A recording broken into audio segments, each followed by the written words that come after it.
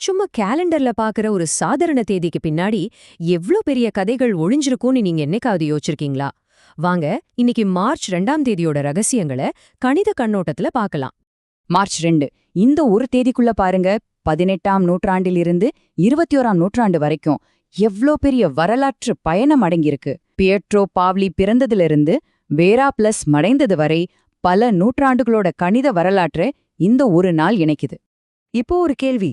கிரிப்டோகிராஃபியோட முன்னோடி, modern computer சயின்ஸோட நிறுவனர், digital உலகத்தோட ஒரு சிற்பி, இவங்க 3 பேருக்கும் என்ன சம்மந்தம் இருக்க முடியும்? யோசிச்சு பாருங்க. பதில் ரொம்ப சிம்பிள், ஆனா ரொம்ப ஆச்சரியமானது. அது மார்ச் 2ஆம் தேதி. ஆமா, இந்த ஒரு தேதி தான் இவங்க எல்லாரையும் ஒன்னு சேர்க்குது. வாங்க, இந்த ஆச்சரியமான கதையை நாம இப்ப விரிவாக பார்க்கலாம்.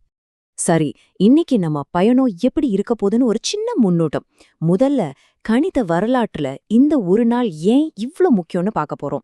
அதுக்கப்புறம் நம்ம உலகத்துக்கு அடித்தளம் போட்ட சில மாபெரும் கோட்பாட்டாளர்களை பத்தி தெரிஞ்சுக்க போறோம். அப்புறம் புதுமையாளர்கள், கல்வியாளர்கள், கடைசியா மார்ச் 2ஆம் தேதியோட மரபு, அதாவது அதோட லெகசி என்னன்னு பார்க்க போறோம்.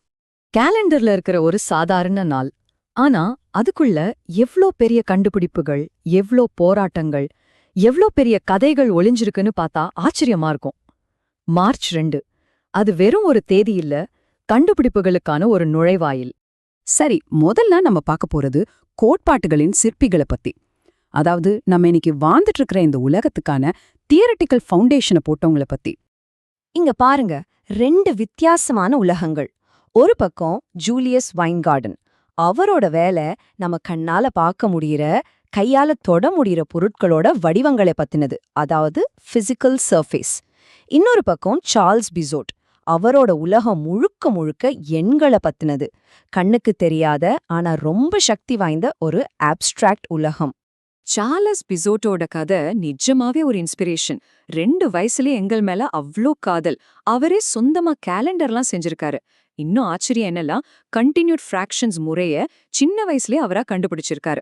ஆனா காலேஜ்ல ஒரு டைரக்டர் நீ நம்பர் தியரியெல்லாம் படிக்காதேன்னு சொல்லியிருக்கார். ஆனாலும் அவர் தன்னோட பேஷனை விடல, அதுல தான் சாதிச்சும் காட்டினார். அடுத்து நம்ம லிஸ்ட்ல இருக்கிறவர் ஷார்லஸ் டிலா வாலே பூசென். இவரோட மிகப்பெரிய சாதனை என்னன்னா பிரைம் நம்பர் தியரம், அதாவது பகா எண் தேற்றம். இது நம்பர் தியரியில ஒரு முக்கியமான மைல்கல். பிரைம் நம்பர்ஸ் எப்படி ஒரு பேட்டர்ன் இல்லாம பரவி இருக்குங்கிறத இது விளக்குது. பிரைம் நம்பர் தியரம் இது ஏதோ கணக்கு புக்ல இருக்கிற ஒரு தியரி மட்டும் இல்ல. இன்னைக்கு நீங்க பயன்படுத்துற பாஸ்வேர்ட், உங்க ஆன்லைன் பேங்கிங்னு எல்லாத்தையும் பாதுகாக்கிற கிரிப்டோகிராஃபிக்கு இதுதான் ஆதாரம். இந்த பிரைம் நம்பர்ஸோட கணிக்க முடியாத தன்மை தான் நம்ம டிஜிட்டல் உலகத்துக்கு பாதுகாப்ப கொடுக்குது. சோ டீலாவாலே பூசினோட வேலை இன்னைக்கு நம்ம எல்லாரையும் பாதுகாக்குதுன்னு சொல்லலாம். இங்கேயும் பாருங்க, 2 வேற பரிமாணங்கள். ஒரு பக்கம் ஜோசப் செரட் முப்பரிமாண உலகத்துல இருக்கிற வளைவுகளை எப்படி துல்லியமா விவரிக்கிறதுன்னு ஃபார்முலா கொடுத்தார். இன்னொரு பக்கம் ஜேக்கப் ஷ்வார்ட்ஸ். அவரோட பங்களிப்பு முழுக்க முழுக்க டிஜிட்டல் உலகத்தை உருவாக்குறதுல இருந்துச்சு. புரோகிராமிங் லாங்குவேஜஸ், ரோபாட்டிக்ஸ்னு ஒரு புது உலகத்துக்கே அடித்தளம் போட்டார். ஜேக்கப் ஷ்வார்ட்ஸோட தாக்கம் எவ்வளவு பெருசுன்னு பாருங்க. Parallel computation, time sharing, programming languages, robotics, இன்னைக்கு நம்ம டெக்னாலஜியோட அத்தனை மூளை முடுக்கலையும் அவரோட வேலை இருக்கு.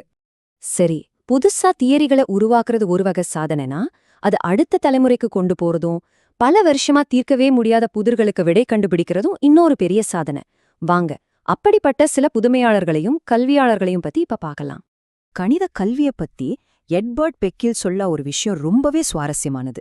அவர் சொல்றார், கணித கல்வி ரொம்ப சிக்கலானதுன்னு நீங்க நினைப்பீங்க, ஆனா நீங்க நினைக்கிறத விட அது பல மடங்கு சிக்கலானதுன்னு. ஸ்கூல் மேத்தமேட்டிக்ஸ் ஸ்டடி குரூப்போட டைரக்டரா எட்வர்ட் பெக்கில் நியூ மேத் அப்படிங்கிற ஒரு புரட்சியே கொண்டு வந்தார்.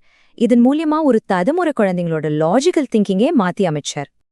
இப்போ 70 வருஷமா கணித உலகத்தை ஆட்டி படைச்ச ஒரு மர்மம்.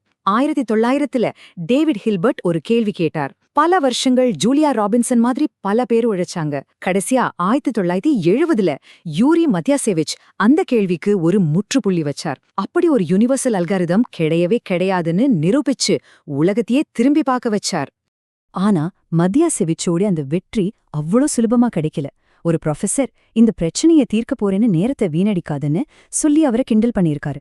ஆனா விடாமுயற்சியோட அதையே செஞ்சு இன்னைக்கு ஒரு லெஜெண்டா நிக்கிறார்.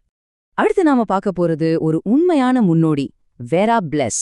பெண்கள் அறிவியல் துறைக்கு வர்றதே பெரிய விஷயமா இருந்த காலத்துல கல்யாணம் குழந்தைன்னு குடும்ப பொறுப்புகளுக்கு நடுவுல கடிதம் மூலமாவே தம் PhD ஆய்வறிக்கையை முடிச்சாங்க. இது நிஜமாவே ஒரு மிகப்பெரிய சாதனை.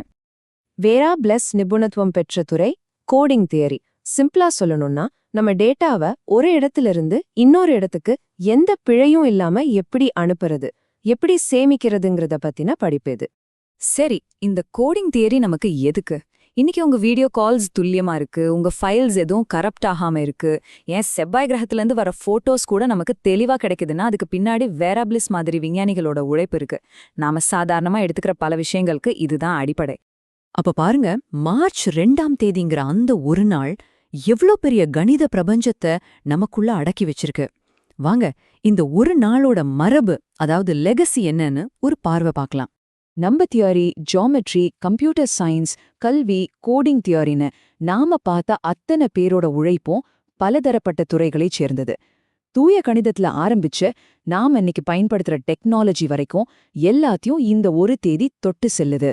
மார்ச் 2ஆம் தேதிக்கு பின்னாடி இவ்ளோ பெரிய வரலாறு இருக்குன்னா, அப்போ இன்னைக்கு இந்த தேதிக்கு பின்னாடி என்னென்ன ரகசியங்கள் மறைஞ்சிருக்கலாம்? ஒவ்வொரு நாளும் ஒரு புதிய வரலாறு எழுதப்பட்டுக்கிட்டே தான் இருக்கு, இல்லையா?